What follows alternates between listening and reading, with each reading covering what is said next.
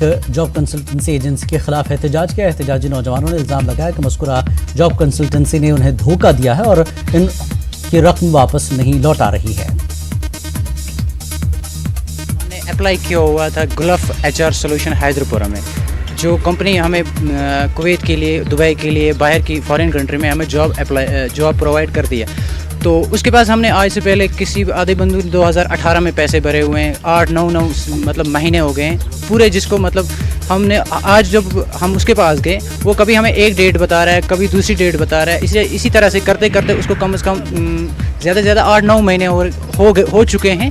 اب وہ جب ہم اس کے پاس گئے ہم نے کہا ہمیں شوپیاں کے آرڈیشی پورہ کے لوگوں نے محکمہ بجلی کے خلاف احتجاج کیا. PDD آفس گاگرن میں احتجاج کیا گیا. ان کا کہنا تھا کہ علاقے کا ٹرانسفارمر ناکارہ ہونے سے وہ کئی روز سے بجلی سے محروم ہیں. محکمے کے عہدیداروں کی نوٹس میں لایا جانے کے باوجود کوئی کارروائی نہیں کی گئی ہے.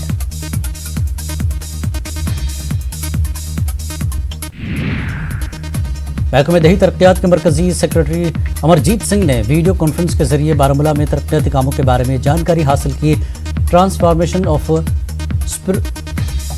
اسپریشنل ڈسٹرکٹس کے حوالے سے بات کی گئی. ان اضلاع میں بارہمولہ اور کپواڑہ بھی شامل ہیں. DDC بارہمولہ جینیتو نے یونین سیکرٹری کی ضلع میں جاری کاموں اور کارکردگی سے متعلق تفصیلی جانکاری فراہم کی.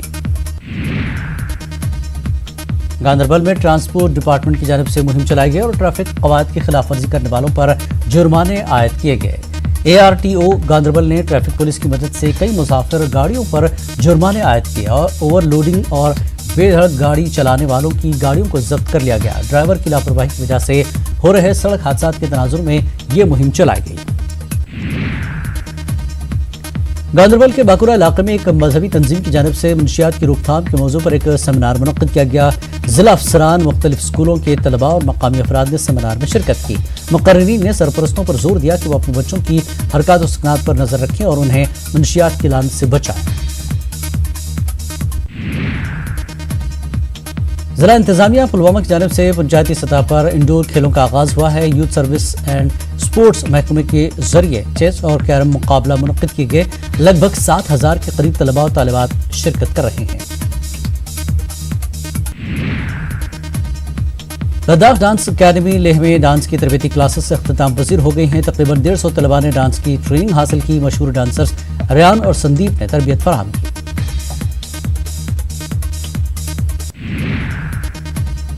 رامبن میں ABVP کی جانب سے ضلع میں کیندری ودیالیہ اسکول کو 12 سالوں سے شروع نہ کرنے پر ایک پریس کانفرنس کا انعقاد کیا گیا. ان کا الزام ہے کہ بلڈنگ کی تعمیر کرنے میں حکومت و انتظامیہ ناکام ثابت ہو رہی ہے. انہوں نے مسئلے کو لے کر دستخطی مہم شروع کرنے کا بھی اعلان کیا. راجوری میں 163 انفنٹری بریگیڈ کی جانب سے ماؤنٹ چمسیر کانگری کے لیے ایک کوہ پیماؤں کے ایک گروپ کو ہری جھنڈی دکھا کر روانہ کیا. یہ لوگ تقریباً 22,000 فٹ اونچائی والی پہاڑی کو سر کریں گے. گروپ میں فوج کے 3 افسر اور 14 جوان شامل ہیں. اس کا مقصد فوجی جوانوں میں ایڈونچر کے ساتھ ساتھ ان کے جوش و جذبے کو مزید فروغ دینا ہے. GMC اسپتال ڈوڈا کی جانب سے ضلع بھلسا میں مفت میڈیکل کیمپ منعقد کیا گیا. تقریباً 300 مریضوں نے اس کیمپ میں استفادہ کیا. ماہر ڈاکٹروں کی ٹیم نے مریضوں کا معائنہ کیا. اس موقع پر دوائیں بھی مفت تقسیم کی گئی.